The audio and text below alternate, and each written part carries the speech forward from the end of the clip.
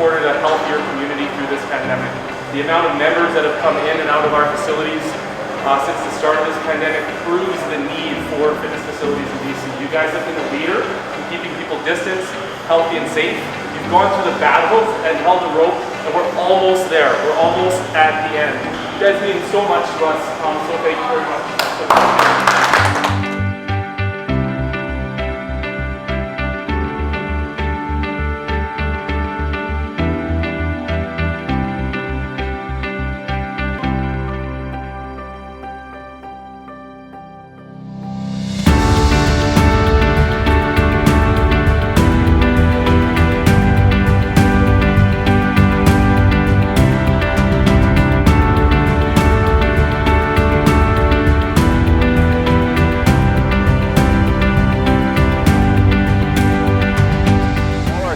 In British Columbia, we appreciate everyone coming together and working so hard.